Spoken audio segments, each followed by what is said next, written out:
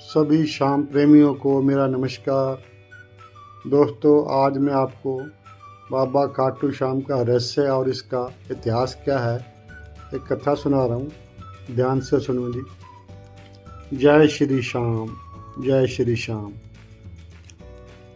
खाटू श्याम जी, जिन्हें शीश के दानी और कलयुग के देव के रूप में जाना जाता है, महाभारत काल के एक महान योद्धा बर्बरीक का दूसरा नाम है। बर्बरीक पांडव भीम के पोते और घटोत्कच के पुत्र थे। उनकी माता का नाम मौरवी था। माना जाता है कि बर्बरीक को वरदान मिला था कि वे कलयुग में भगवान के रूप में पूजे जाएंगे। इसलिए खाटू श्याम को कलयुग का साक्षात भगवान माना जाता है। राजस्थान के सीकर जिले में स्थित खाटू श्याम जी का मंदिर उनका प्रमुख धाम है। महाभारत काल की कहानी बर्बरीक बचपन से ही बहुत बलवान और पराक्रमी थे। उन्होंने भगवान शिव की घोर तपस्या करके 3 अचूक बाण प्राप्त किए, जिससे उन्हें 3 बाणधारी भी कहा जाता है। इन बाणों की विशेषता यह थी कि वे एक ही बाण से किसी भी लक्ष्य को भेज सकते थे और एक बार में पूरी सेना को समाप्त कर सकते थे। इसके अलावा अग्निदेव ने उन्हें एक ऐसा धनुष दिया था जो उन्हें अजय बनाता था। जब महाभारत का युद्ध होने वाला था, तब बर्बरीक ने अपनी मां से प्रतिज्ञा की थी कि वे युद्ध में हारने वाले पक्ष का साथ देंगे। इस प्रतिज्ञा के साथ वे कुरुक्षेत्र की ओर चल दिए। भगवान श्री कृष्ण को इस बात का पता था कि यदि बर्बरीक युद्ध में भाग लेंगे तो पूरी युद्ध का परिणाम बदल जाएगा और महाभारत का युद्ध कुछ ही पलों में समाप्त हो जाएगा। भगवान श्री कृष्ण ने ब्राह्मण का वेश धारण कर बर्बरीक को रास्ते में रोक लिया और उनसे उनकी शक्ति के बारे में पूछा। बर्बरीक ने अभिमान पूर्वक बताया कि वह अपने 3 बाणों से महाभारत के युद्ध को कुछ ही पलों में समाप्त कर सकते हैं। यह सुनकर श्री कृष्ण ने उन्हें चुनौती दी कि वह पास के पीपल के पेड़ के सभी पत्तों को एक ही बाण से भेद कर दिखाए। जैसे ही बर्बरीक ने अपना बाण चलाया, बाण पेड़ के सभी पत्तों को भेदता हुआ भगवान श्री कृष्ण के पैर के चारों ओर घूमने लगा। दरअसल श्री कृष्ण ने अपने पैर के नीचे एक पत्ता छुपा लिया था।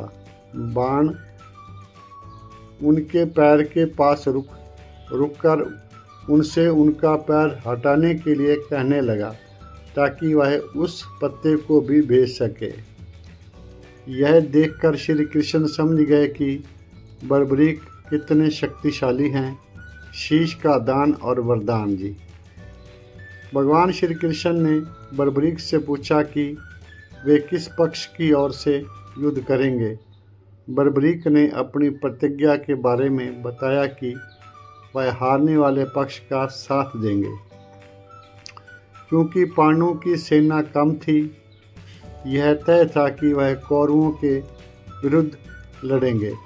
यह सुनकर श्री कृष्ण को चिंता हुई, क्योंकि अगर बर्बरीक पांडवों की तरफ से लड़े तो युद्ध कुछ ही क्षणों में खत्म हो जाएगा और पांडवों की विजय होगी। फिर बर्बरीक कौरवों का पक्ष लेंगे और इस तरह युद्ध चलता रहेगा। यह सोचकर भगवान कृष्ण ने ब्राह्मण के रूप में उनसे उनका शीश दान में मांगा। बर्बरीक हैरान रह गए और उन्होंने दान देने से पहले ब्राह्मण का असली रूप जानने की इच्छा व्यक्त की। जब भगवान श्री कृष्ण अपने वास्तविक रूप में प्रकट हुए तो बर्बरीक ने खुशी खुशी अपना शीश दान कर दिया। बर्बरीक के इस महान बलिदान से प्रसन्न होकर भगवान कृष्ण ने उन्हें वरदान दिया कि कलयुग में वह उनके नाम से जाने जाएंगे और पूजे जाएंगे। उन्होंने यह भी कहा कि भक्तों के दुखों को दूर करने में उनका नाम खाटू श्याम सबसे ऊपर रहेगा। जिस स्थान पर उन्होंने अपना शीश दान किया था वह आज खाटू श्याम जी मंदिर के नाम से जाना जाता है। खाटू श्याम का मंदिर राजस्थान के सीकर जिले में स्थित है। क्या खाटू श्याम कलयुग के भगवान हैं? हाँ, पौराणिक कथाओं और भक्तों की आस्था के अनुसार खाटू श्याम जी को कलयुग का साक्षात भगवान माना जाता है। उनका यह नाम और पहचान भगवान श्री कृष्ण के वरदान के कारण है। जिस तरह भगवान श्री कृष्ण ने महाभारत काल में युद्ध की स्थापना की, उसी तरह खाटू श्याम जी कलयुग में अपने भक्तों के दुख और कष्ट हरकर उन्हें सुख समृद्धि प्रदान करते हैं। उन्हें भक्तों के संकट दूर करने वाला और मोक्ष प्रदान करने वाला माना जाता है।